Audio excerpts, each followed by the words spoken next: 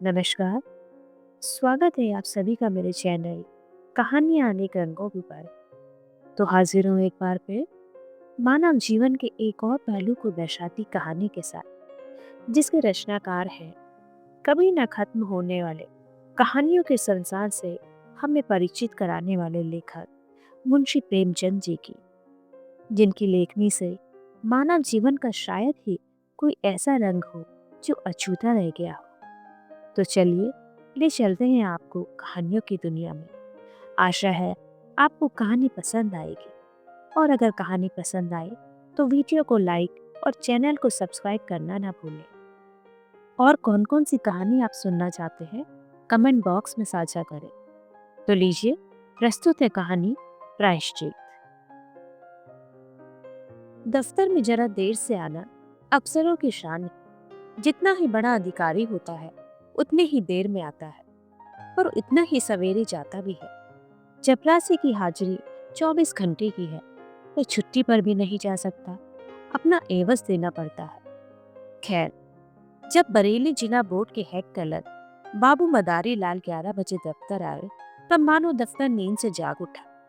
चपरासी ने दौड़कर बैलगाड़ी ली, अर्दली ने दौड़कर कमरे की चीख उठा दी और जमादार ने डाक की किश्त मेज पर लाकर रख दी। मदारी लाल ने पहला ही सरकारी लिफाफा खोला था कि उनका रंग फक हो गया। वे कई मिनट तक आश्चर्यजनक हालत में खड़े रहे, मानो सारी ज्ञानेंद्रियां शिथिल हो गई हो।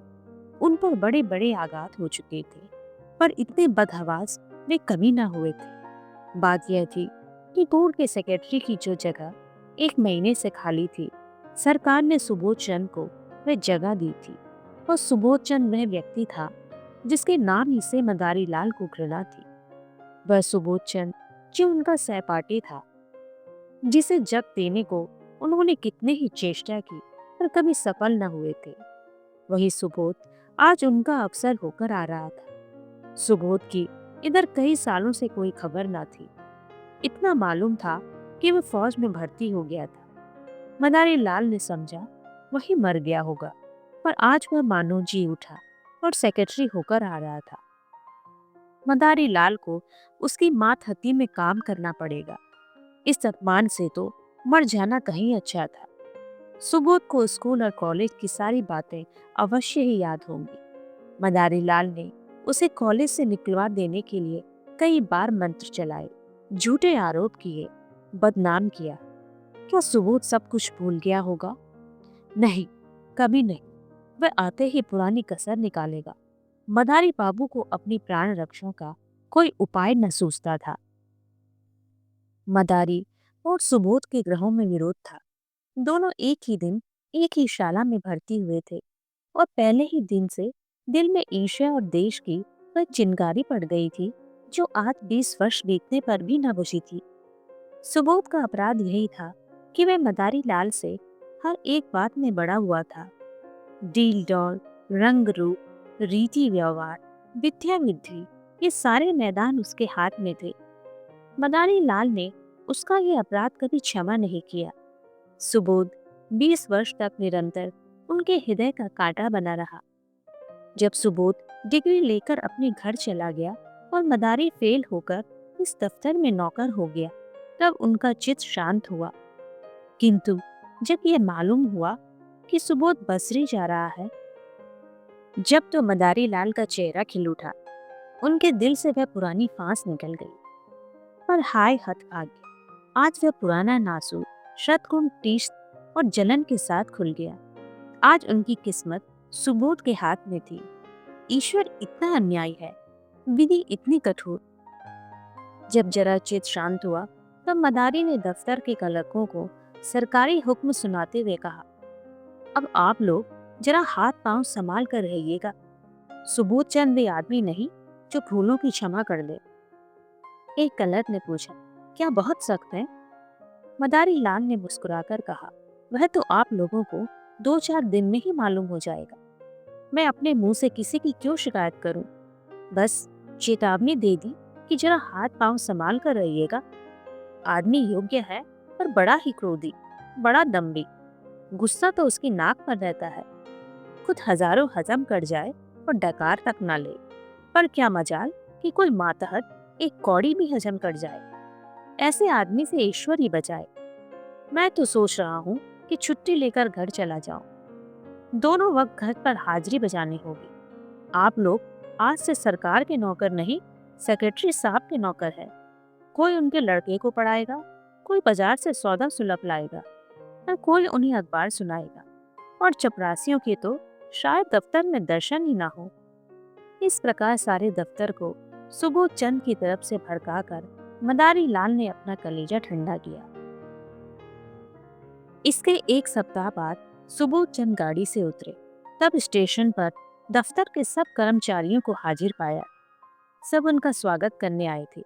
मदारी लाल को देखते ही सुबोध लपक कर उनके गले से लिपट गए और बोले, तुम खूब मिले भाई, यहाँ कैसे आए? ओह, आज एक युग के बाद भेंट हुई। मदारी लाल बोले, यहाँ जिला बोर्ड के दफ्तर में हेड क्लर्क हूँ। आप तो कुशल से हैं। सुबोध, अभी मेरी न पूछो। बसरा, फ्रांस, मिस्र और न जाने कहाँ कहाँ मारा मारा फिरा। तुम दफ्तर में हो, ये बहुत ही अच्छा है। मेरी तो समझ ही में नहीं आता कि कैसे काम चलेगा। मैं तो बिल्कुल कोरा हूँ, मगर जहाँ जाता हूँ मेरा सौभाग्य ही मेरे साथ जाता है। बसरे में सभी अफसर खुश थे। फ्रांस में भी खूब चैन किए। 2 साल में कोई 25,000 रुपये बना लाया और सब उड़ा दिया। वहां से आकर कुछ दिनों को कोऑपरेशन दफ्तर में मटर गश्ती करता रहा। यहाँ आया तब तुम मिल गए। क्लर्कों को देखकर, ये लोग कौन हैं? मदारी लाल के हृदय में बर्छियां सी चल रही थी। दुष्ट, 25,000 रुपये बसरे से कमा लाया। यहाँ कलम घिसते घिसते मर गए और 500 भी ना जमा कर सके। बोले, कर्मचारी हैं, सलाम करने आए हैं। सुबोध ने उन सब लोगों से बारी बारी से हाथ मिलाया और बोला, आप लोगों ने व्यर्थ यह कष्ट किया। बहुत आभारी हूँ।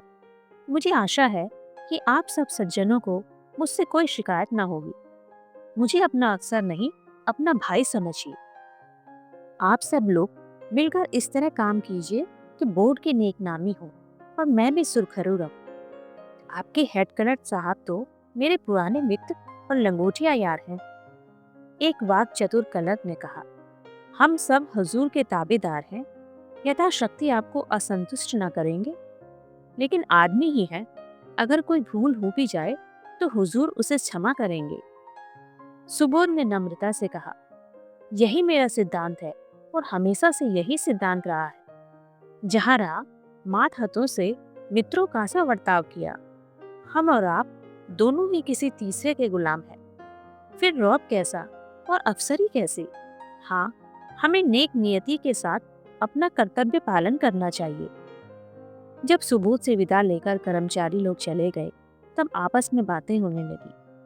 आदमी तो अच्छा मालूम होता है। हेड क्लर्क के कहने से तो ऐसा मालूम होता था कि सबको कच्चा ही खा जाएगा। पहले सभी ऐसे ही बातें करते हैं, ये दिखाने के दांत है। सुबोध को आए 1 महीना गुजर गया।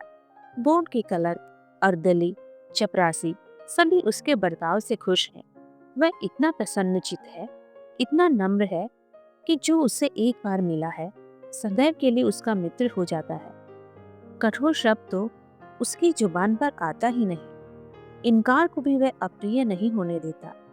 लेकिन द्वेष की आंखों में गुण और भी भयंकर हो जाता है।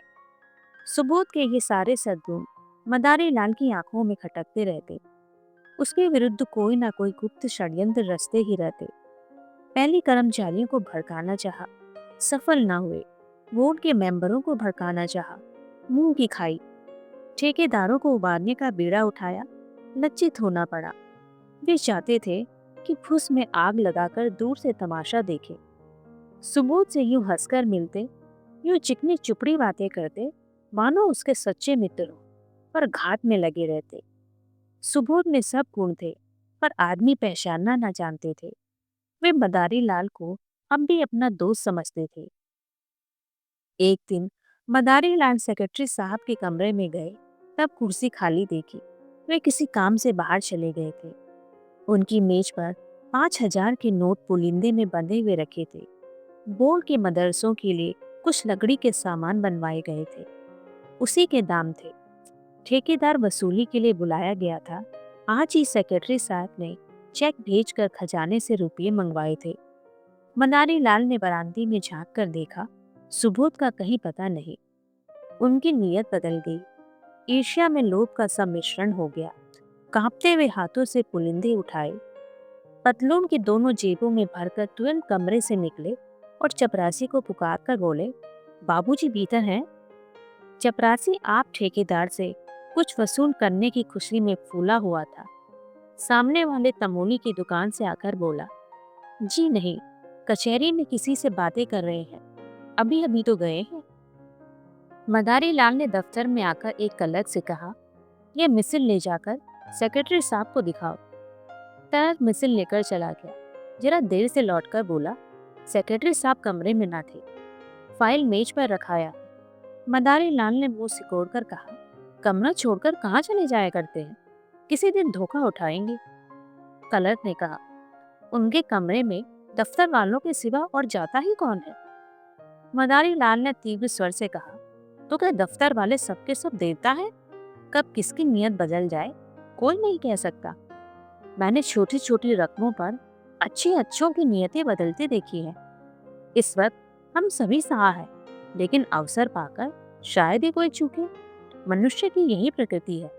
आप जाकर उनके कमरे के दोनों दरवाजे बंद कर दीजिए। क्लर्क ने टाल कर कहा, चपरासी तो दरवाजे पर बैठा हुआ है। मदारी लाल ने झिंगलाकर कहा, आपसे मैं जो कहता हूँ वह कीजिए। कहने लगे, चपरासी बैठा हुआ है। क्लर्क ने टाल कर कहा, चपरासी तो दरवाजे पर बैठा हुआ है। मदारी लाल ने झुठलाकर कहा, आपसे मैं जो कहता हूँ वह कीजिए। कहने लगे, चपरासी बैठा हुआ है। चपरासी कोई ऋषि है, मुनि है? चपरासी ही कुछ उड़ा दे तो आप उसका क्या कर लेंगे? जमानत भी है तो 300 की, यहाँ एक एक कागज लाखों का है। यह कहकर मदारी लाल खुद उठे और दफ्तर के द्वार दोनों तरफ से बंद कर दिए। जब चित्त शांत हुआ तब नोटों के पुलिंदे जेब से निकालकर एक अलमारी में कागजों के नीचे छिपाकर रख दिए और फिर आकर अपने काम में व्यस्त हो गए। सुबोध चंद कोई घंटे भर में लौटे, तब उनके कमरे का द्वार बंद था। दफ्तर में आकर मुस्कुराते हुए बोले, मेरा कमरा किसने बंद कर दिया है? भाई, क्या मेरी बेदखली हो गई है? मदारी लाल ने खड़ी होकर मृदु तिरस्कार दिखाते हुए कहा, साहब, गुस्ताखे माफ हो। आप जब कभी बाहर जाएं, चाहे 1 मिनट ही के लिए क्यों ना हो, तब दरवाजा बंद कर दिया करें।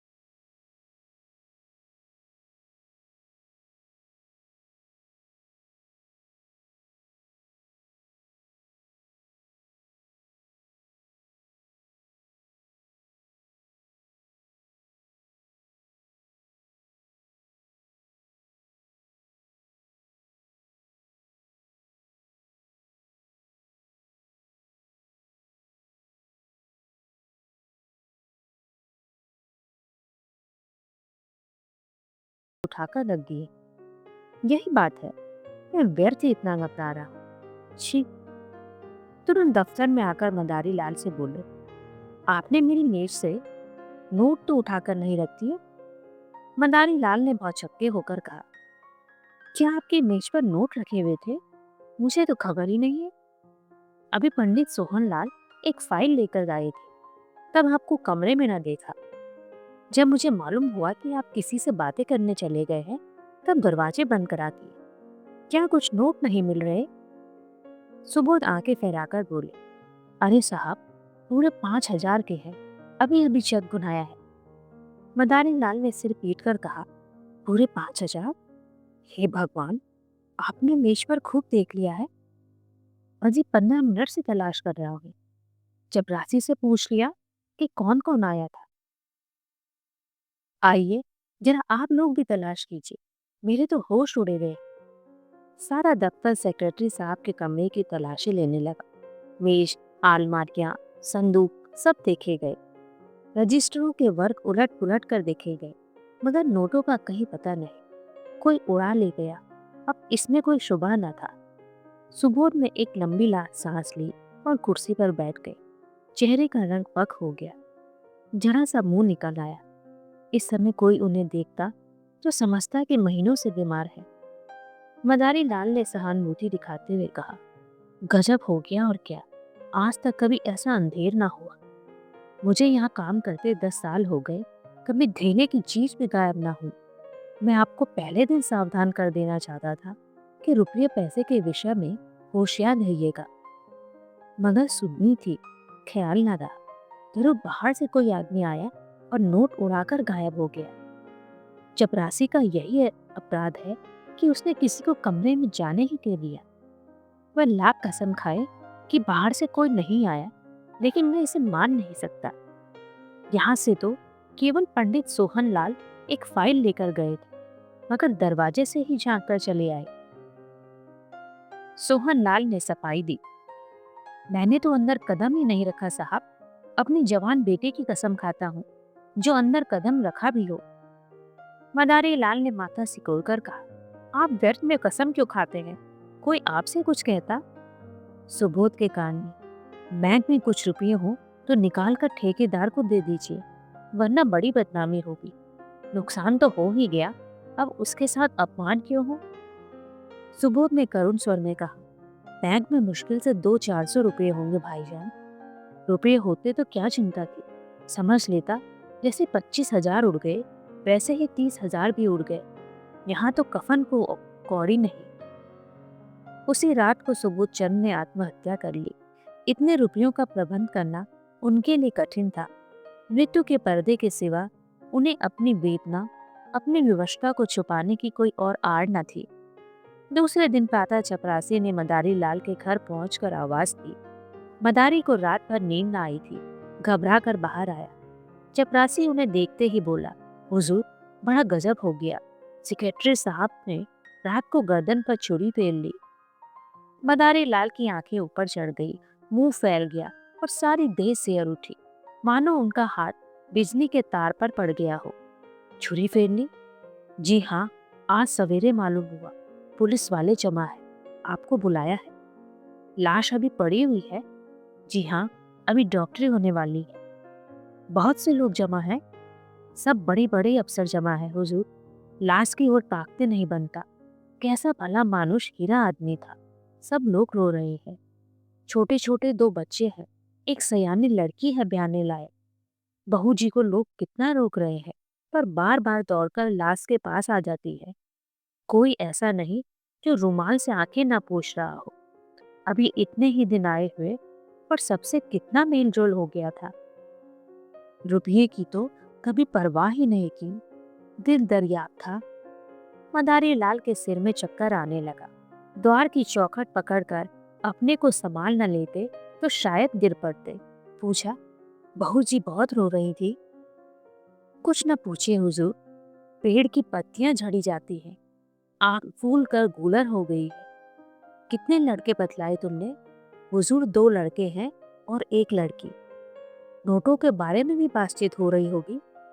जी हाँ, सब लोग यही कहते हैं कि दफ्तर के किसी आदमी का काम है। दरोगा जी तो सोहन लाल को गिरफ्तार करना चाहते थे, पर शायद आपसे सलाह लेकर करेंगे। सेक्रेटरी साहब तो लिख गए हैं कि मेरा किसी पर शक नहीं। क्या सेक्रेटरी साहब कोई खत लिखकर छोड़ गए हैं? हाँ, मालूम होता है। छुरी चलाने वक्त याद आई कि सुबह में दफ्तर के सब लोग पकड़ लिए जाएंगे। बस कलेक्टर साहब के नाम चिट्ठी लिख दी। चिट्ठी में मेरे बारे में भी कुछ लिखा है। तुम्हें क्या मालूम होगा? हुजूर, अब मैं क्या जानूं? खुदा इतना सब लोग कहते हैं कि आपकी बड़ी तारीफ लिखी है। मदारी लाल की सांसें और भी तेज हो गई। आंखों में आंसू की तो बड़ी बड़ी बूंदें गिर पड़ी। आंखें पोंछते हुए बोले, वे और मैं एक साथ पढ़े थे नंदू। 8-10 साल साथ रहा। साथ उठते बैठते, साथ खाते, साथ खेलते, बस इसी तरह से रहते थे जैसे दो सगे भाई रहते हैं। खत में मेरी क्या तारीफ लिखी है? मगर तुम्हें क्या मालूम होगा? आप तो चल ही रहे हैं, देख लीजिएगा। कफन का इंतजाम हो गया?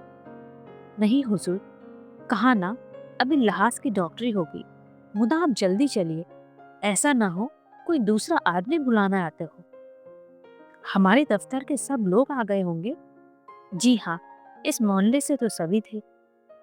मदारी लाल जब सुबोध चंद के घर पहुंचे तब उन्हें ऐसा मालूम हुआ कि सब लोग उनकी तरफ संदेह की आंखों से देख रहे हैं। पुलिस इंस्पेक्टर ने तुरंत उन्हें बुलाकर कहा, आप भी अपना बयान लिखा दे। और सबके बयान तो लिख चुका हूँ। मदारी लाल ने ऐसी सावधानी से अपना बयान लिखाया कि पुलिस के अफसर भी दंग रह गए। उन्हें मदारी लाल पर शुबा होता था, पर इस बयान से उनका अंकुर भी निकाल डाला। इसी वक्त सुबोध के दोनों बालक रोते हुए मदारी लाल के पास आए और कहा, चलिए, आपको अम्मा बुलाती है। दोनों मदारी लाल से परिचित थे। मदारी लाल यहाँ तो रोज ही आते थे, पर घर में कभी नहीं गए थे। सुबोध की स्त्री उनसे पर्दा करती थी। यह बुलावा सुनकर उनका दिल धड़क उठा। कहीं इसका मुझ पर शुबहा ना हो, कहीं सुबोध ने मेरे विषय में कोई संदेह ना प्रकट किया हो। कुछ झिझकते और कुछ डरते हुए भीतर गए। तब विधवा का करुण मिलाप सुनकर कलेजा कांप उठा। इन्हें देखते ही उस अबला के आंसुओं का कोई दूसरा स्रोत खुल गया और लड़की तो दौड़कर इनके पैरों से लिपट गई। दोनों लड़कों ने बिखेर